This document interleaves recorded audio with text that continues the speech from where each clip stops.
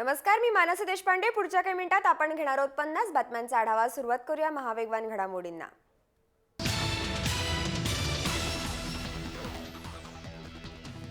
करी road ते Delisle road दरम्यान mono रेल्वेचा ट्रॅक कोसळलाय. मात्र पिलरमुळे हा ट्रॅक अडकून राहिलाय, त्यामुळे दुर्घटना टळली आहे. गेल्या काही दिवसांपूर्वी मोनो रेल्वेची चाचणी झाली होती. चेंबूर ते जेकब सर्कल या मार्गावर ही घटना घडली आहे.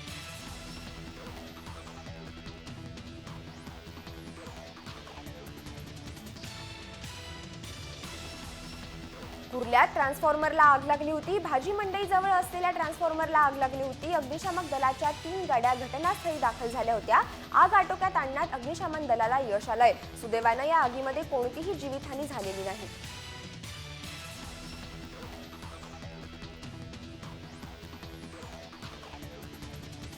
मुंबईतल्या खड्ड्यांना महापालिका आयुक्त जबाबदार असल्याचा आरोप पालिका इंजिनियर युनियननं केलाय. आयुक्त अजय मेहता यांनी खड्डे बुजवण्यासाठी कंत्राटदार नियुक्त न केल्याचा आरोप केलाय. त्यामुळे खड्ड्यांना इंजिनियरपेक्षा आयुक्त जबाबदार असल्याचा आरोप करण्यात आलाय.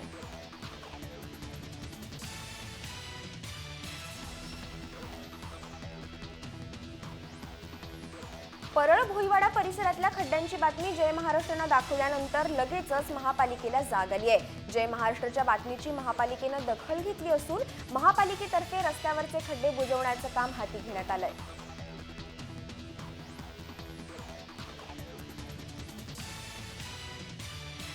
पाकिस्तानकडून पूंछ सेक्टरमध्ये गोळीबार करण्यात आला. यामध्ये एक जवान जखमी झालाय, तर काश्मीरच्या शोपियन भागामध्ये दहशतवाद्यांच्या हल्ल्यात एक पोलीस शहीद झालाय आणि एक पोलीस जखमी झालाय.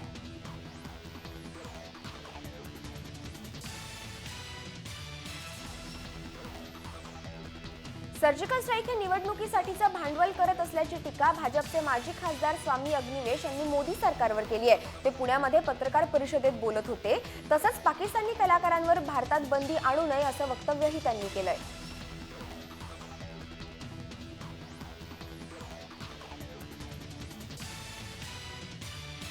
मुंबई काँग्रेसचे अध्यक्ष संजय निरुपमांच्या पत्नीनं थेट पंतप्रधानांना पत्र लिहून आपल्याला असुरक्षित वाटत असल्याचं म्हटलंय. सर्जिकल स्ट्राईकवर शंका घेतल्यानंतर संजय निरुपमांवर टीकेची झोड उठली. आपल्याला अत्यंत गलिच्छ शब्दामध्ये धमक्या येत असल्याचं त्यांनी पत्रामध्ये म्हटलंय.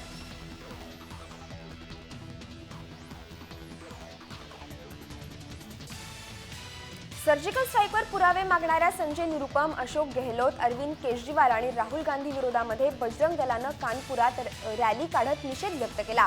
सर्जिकल स्ट्राईकवरून राजकारण करणाऱ्या नेत्यांना फाशी द्या अशी मागणी यावेळी करण्यात आली.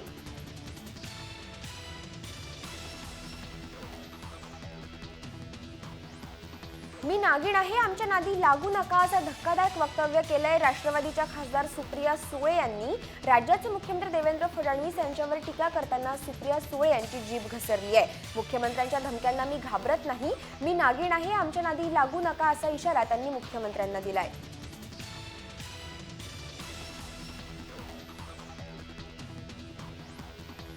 आगामी महानगरपालिका निवडणुकीमध्ये शिवसेना, भाजप आणि आरपीआय यांनी सोबत निवडणूक लढवावी. जर असं झालं नाही तर नागपूर आणि मुंबई निवडणुकीमध्ये भाजपशी युती करणार असं आरपीआयचे नेते आणि केंद्रीय राज्यमंत्री रामदास आठवले नागपूरमध्ये म्हणाले. पण जर भाजपनं समाधानकारक जागा दिल्या नाही तर आम्ही स्वबळावर लढू असंही ते म्हणाले.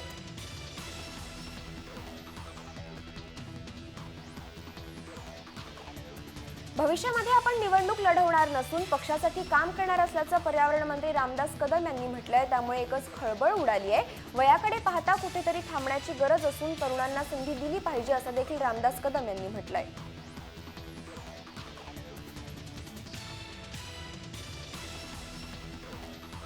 सार्वजनिक निधीचा वापर केल्यास किंवा सार्वजनिक जागेचा वापर केल्यास किंवा सरकारी यंत्रणेचा वापर पक्षाच्या प्रचारासाठी केल्यास राजकीय पक्षाचं चिन्ह काढून घेतलं जाईल असा इशारा केंद्रीय निवडणूक आयोगानं दिलाय. उत्तर प्रदेशमधल्या विधानसभा निवडणुकीच्या पार्श्वभूमीवर हा इशारा मानला जातोय.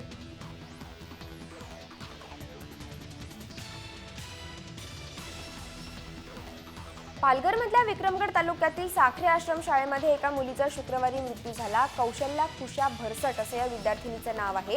कौशल्याला गुरुवारी ताप आणि उलट्यांचा त्रास झाला. तिच्यावर विक्रमगड रुग्णालयामध्ये साधे उपचार करून मुख्याध्यापक सूर्यवंशी यांनी तिला पुन्हा शाळेत नेलं. त्यानंतर पुन्हा त्रास झाल्यावर रुग्णालयात नेण्यापूर्वीच तिचा मृत्यू झालाय.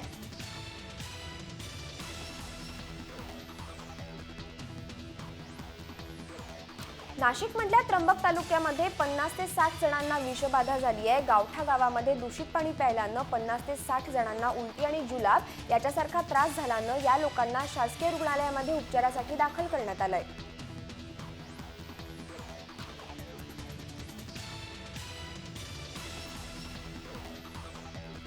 दारिद्र्य रेषेखालच्या लाभार्थ्यांना शासनाकडून वाटप करण्यात येणारे धान्य हे अनेक पाड्यांना पोहोचतच नसल्याचं समोर आलंय। तलासरी तालुक्यातील संभा येथील गावकऱ्यांनी 2 वर्षात तब्बल 20 वेळा रेशनिंग मिळावं म्हणून निवेदनं दिली आहेत। त्यातील 8 निवेदनं ही जिल्हाधिकारी कार्यालयात तर 5 निवेदनं जिल्हाधिकारी अभिजित बांगर यांच्या हातात दिली। मात्र अद्याप कोणत्याही हालचाली होत नसल्याचा आरोप इथल्या आदिवासी जनतेनं केलाय।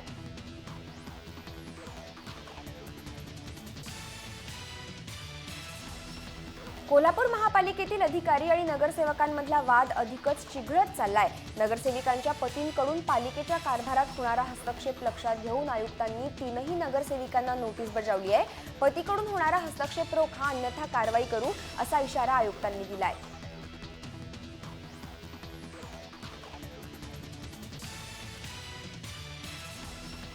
महाराष्ट्र नवनिर्माण सेनेचे अध्यक्ष राज ठाकरे यांनी लोणावळ्याजवळच्या कार्ला गडावरच्या एकविरा देवीचं दर्शन घेतलं।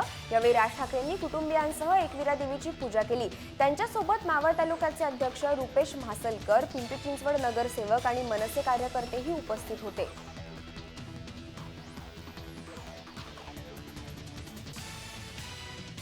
हम साथ साथ है या चित्रपटाच्या चित्रीकरणाच्या वेळी अभिनेता सलमान खान यानं काळविटाची शिकार केल्याचा आरोप त्याच्यावर आहे। पण आता याच प्रकरणावरून सलमान खान याने एका दूरदर्शन वाहिनीवर 100 कोटी रुपयांचा मानहानीचा खटला दाखल केलाय। बॉम्बे हायकोर्टामध्ये हा खटला दाखल करण्यात आलाय।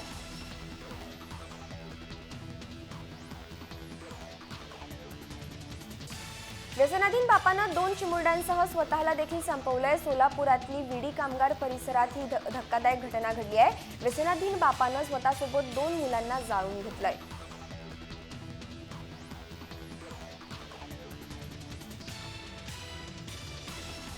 बुलढाण्यामध्ये गोधनापूरजवळ झालेल्या अपघातात 1 ठार तर 7 जण जखमी झालेत। टेम्पो आणि रिक्षामध्ये हा भीषण अपघात झालाय। अपघातातले 5 जण गंभीर जखमी असून त्यांच्यावर अकोल्यातल्या रुग्णालयामध्ये उपचार सुरू आहेत।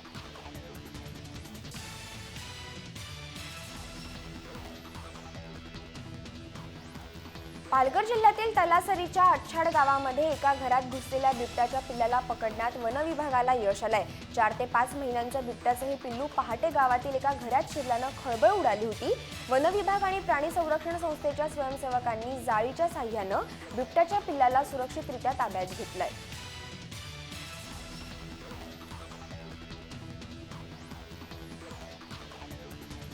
भारतीय वायुसेनेचा आज स्थापना दिवस आहे। त्यानिमित्तानं गाझियाबादमध्ये भारतीय वायुदलानं चित्तथरारक कसरती करत उपस्थितांची मनं जिंकली। 1932 मध्ये आजच्या दिवशीच हवाई दलाची स्थापना झाली होती। पंतप्रधान नरेंद्र मोदींनी देखील भारतीय हवाई दल दिनाच्या ट्विटरवरून शुभेच्छा दिल्या आहेत। भारतीय हवाई दल जगातल्या पहिल्या 5 उत्कृष्ट दलातील एक मानलं जातं।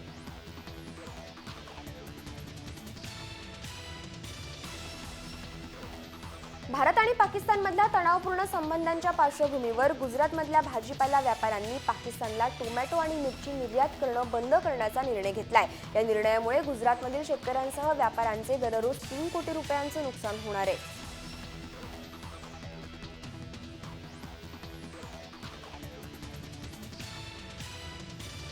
मंत्रालयातली गर्दी कमी करण्यासाठी नागरिकांचे अर्ज, निवेदनं, टपाल, महत्त्वाचा पत्रव्यवहार या बाबी मंत्रालयाच्या आवारामध्ये सर्व विभागांसाठी एक अद्ययावत कक्ष उभारणार आहे।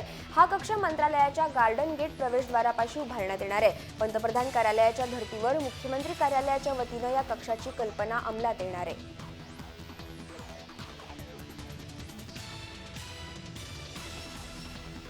सरकारी सेवेत केलेली हंगामी सेवा नियमित पदोन्नतीसाठी गृहीत धरण्याचा निर्णय वित्त विभागानं शुक्रवारी घेतला।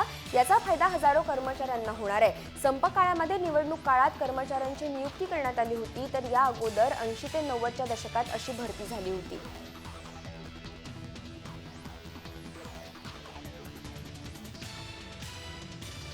डेंग्यूवर उपाययोजना आणि कृती आराखडा तयार करा. हा आजार बरा होण्यासारखा आहे, त्यामुळे या आजारांनी माणसं मरता कामा नयेत अशा शब्दांमध्ये मुंबई उच्च न्यायालयानं मुंबई महापालिकेला सुनावलंय.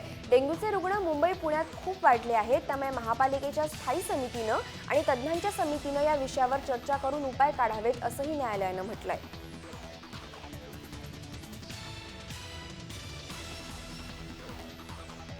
प्रवाशांकडून वारंवार होणाऱ्या मागणीची दखल घेत मध्य रेल्वेनं दिवाळीपासून दिवा स्थानकामध्ये फास्ट लोकल थांबवण्याचा निर्णय घेतलाय. मध्य रेल्वेच्या अप आणि डाऊन मार्गावर जवळपास 20 पेक्षा जास्त फेऱ्यांना या स्थानकामध्ये थांबा देण्यात येणार आहे.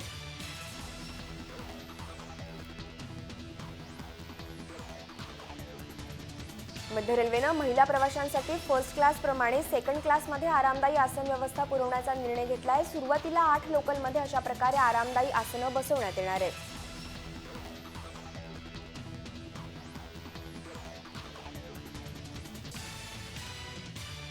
ठाण्यामध्ये ओला रिक्षाच्या माध्यमातून प्रवाशांना चांगली सेवा मिळू शकते आणि मुजोरीशाहीलाही लगाम बसून रिक्षा व्यवसायावर गंडांतर येऊ शकतं. ही बाब लक्षात घेऊन प्रवासी भाडे नाकारणाऱ्या तसेच पुरेशी सेवा देण्यात अपयशी ठरलेल्या रिक्षा संघटनांनी आता विरोध करायला सुरुवात केली आहे. ठाण्यामध्ये गुरुवारी या सेवेचा शुभारंभ झाल्यानंतर तत्काळ रिक्षा संघटनांना पोटशूळ उठलं आणि त्यांनी विरोधी आंदोलनाची भाषा सुरू केली.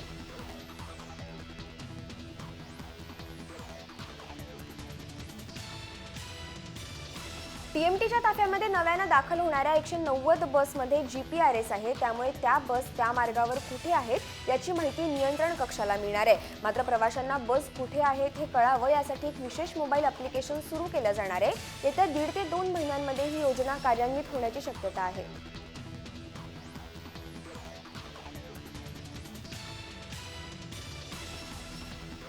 एसटी कामगारांना दिवाळी भेट म्हणून 15,000 रुपये देण्यात यावे अशी मागणी महाराष्ट्र एसटी कामगार संघटनेकडून एसटी महामंडळाकडे करण्यात आली आहे. मान्यताप्राप्त संघटनेकडून मागणी केलेली असतानाच अन्य एसटी संघटनांनीही यंदा दिवाळी भेटसाठी महामंडळाला साकडं घातलंय.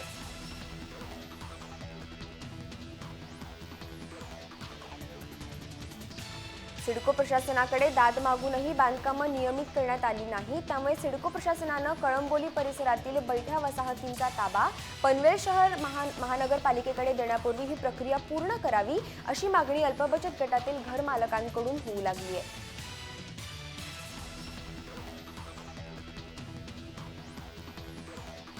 नवी मुंबई शहर येत्या नोव्हेंबरपर्यंत हागणदारी मुक्त करण्याचा निर्धार पालिका प्रशासनानं केलाय. त्यानुसार प्रथमच झोपडपट्टी भागातही नव्या मलनिस्सारण वाहिन्या टाकण्यात येणार आहेत. महापालिकेच्या स्वच्छता अभियानाकडे वैयक्तिक स्वच्छतागृह उभारण्यासाठी 2,537 पेक्षा जास्त अर्ज दाखल झाले आहेत. आतापर्यंत 1,591 अर्जांना मान्यता देण्यात आली असून अपुऱ्या कागदपत्रांमुळे 402 अर्ज रद्द करण्यात आले आहेत.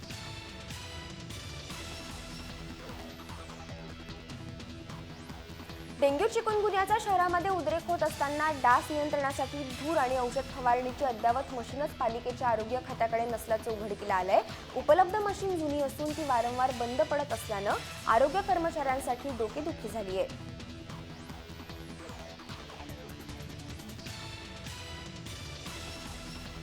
पुणे महानगर प्रदेश विकास प्राधिकरणाच्या हद्दीतील अनधिकृत बांधकामांवर कारवाईची प्रत्यक्ष नोटीस बजावण्यात येणार आहे. या बांधकामांवर लवकरच हातोडा टाकण्यात येणार आहे. या कारवाई अंतर्गत हिंजवडी आणि मांगडेवाडी भागातील अनधिकृत बांधकामांवर नोटीसही लावण्यात आली आहे.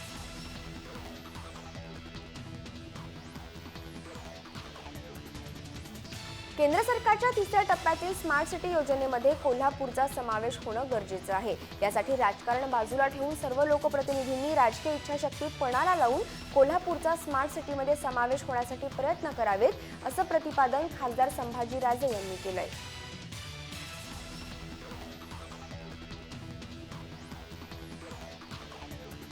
पुणे वाहतूक पोलिसांनी औंध येथे सुरू करण्यात येणाऱ्या वॉकिंग प्लाझा आणि सायकल ट्रॅकला तात्पुरती परवानगी देत वाहतूक कोंडी न होऊ देण्याची जबाबदारी पुणे पालिकेवर ढकलली आहे.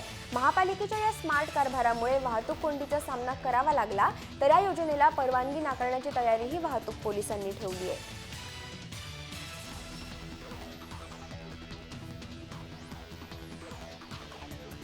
राज्याच्या दौऱ्यावर येणाऱ्या अतिमहत्त्वाच्या व्यक्तींची सुरक्षा आणखी भक्कम होणार आहे। लवकरच राज्यामध्ये 13 नवीन बुलेट प्रूफ वाहनं पोलीस सेवेमध्ये दाखल होतील। त्यातले 3 वाहनं फक्त मुंबई पोलिसांसाठी असतील। लवकरच ही वाहनं राज्य गुन्हे अन्वेषण विभागाकडे सुपूर्द केली जातील।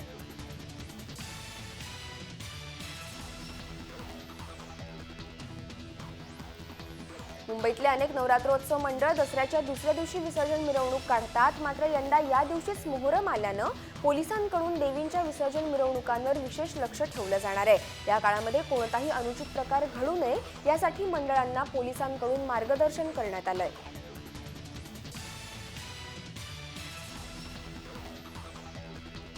राज्यात आगामी गळीत हंगामामध्ये ऊस लागवडीखालचं क्षेत्र घटणार असून सुमारे 160 कारखाने सुरू होण्याची शक्यता आहे। त्यांच्या माध्यमातून सुमारे 50 लाख टन एवढीच साखर उत्पादित होणार असल्याचा प्राथमिक अंदाज साखर आयुक्त विपिन शर्मा यांनी व्यक्त केला आहे।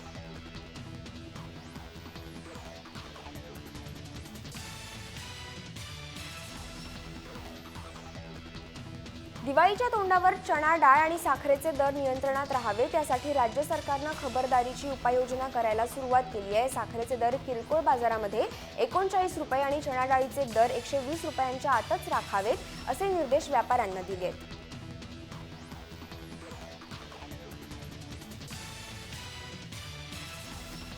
पदवीनंतर स्पर्धा परीक्षांकडे वळल्यानंतर यश लवकर मिळण्याची शाश्वती नसते। यासाठी 10वी-12वी पासूनच स्पर्धा परीक्षेच्या अभ्यासाच्या ट्रिक्स आत्मसात केल्यास लवकर यशस्वी होता येतं। या उद्देशाने 10वी आणि 12व्या वर्गापासून शाळेमध्ये मार्गदर्शन देण्याचा विचार राज्य सरकार करतंय।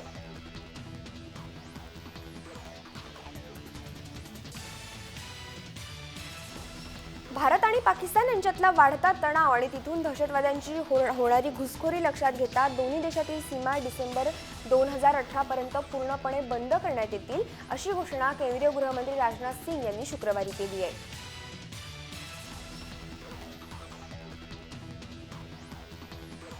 सुरक्षा दलांनी केलेल्या आंदोलनाला हिंसक वळण लागल्यानं नियंत्रण मिळवण्यासाठी केलेल्या पेलेट गनच्या गोळीबारामध्ये 12 वर्षांच्या एका मुलाचा मृत्यू झाल्यानंतर पुन्हा हिंसाचार सुरू झाल्यानं प्रशासनानं श्रीनगरमध्ये संचारबंदी लागू केली आहे।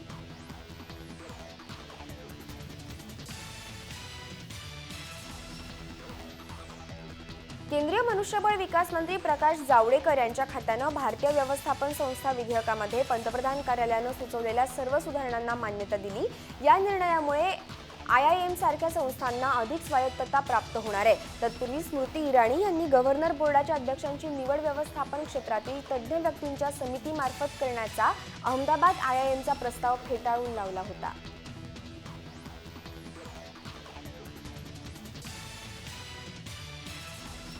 तामिळनाडूमध्ये राष्ट्रपती राजवट लागू करावी अशी मागणी भाजप नेते सुब्रमण्यम स्वामी यांनी केली आहे। केंद्रीय गृहमंत्री राजनाथ सिंग यांना पाठवलेल्या पत्रामध्ये त्यांनी लष्कर विशेषाधिकार कायदा लागू करण्याची गरज असल्याचं म्हटलंय।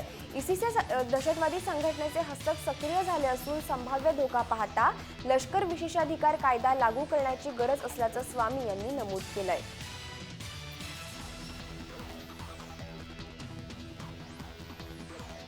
बिहारमध्ये दारूबंदी उठवण्याच्या बिहार उच्च न्यायालयाच्या आदेशाला सर्वोच्च न्यायालयानं स्थगिती दिली। पाटणा उच्च न्यायालयामध्ये दारूबंदीला आव्हान देणाऱ्या याचिकाकर्त्यांकडून सर्वोच्च न्यायालयानं उत्तर मागितलंय। पाटणा उच्च न्यायालयानं याचिकाकर्त्यांच्या आधारावर नितीश कुमार सरकारच्या दारूबंदी कायद्याला बेकायदा आणि बेकायदेशीर ठरवलं होतं। सर्वोच्च न्यायालयामध्ये आता या प्रकरणाची सुनावणी 2 महिन्यांनंतर होणार आहे।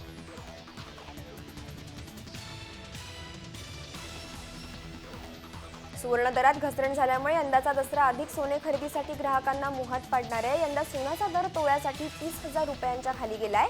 चांदीच्या दरातही गेल्या काही दिवसांमध्ये 1,000 रुपयांहून अधिक घसरण झाली आहे।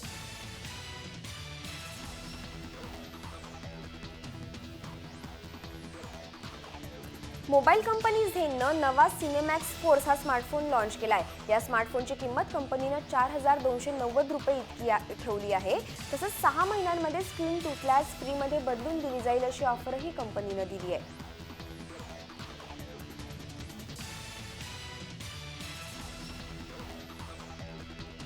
ट्रायम्फनं आपली नवी बाईक बॉर्नव्हिल T100 हे मॉडेल ट्रायम्फनं नव्यानं बाजारात आणलंय। बॉनवीर ही बाईक अनेक रायडर्सची ड्रीम बाईक आहे. जर्मनीतल्या इंटरमोट मोटरसायकल ट्रेड शो मध्ये ट्रायम्फने ही बाईक पहिल्यांदा सादर केली आहे. भारतामध्ये ही गाडी नोव्हेंबरच्या अखेरपर्यंत विक्रीसाठी उपलब्ध होणार आहे.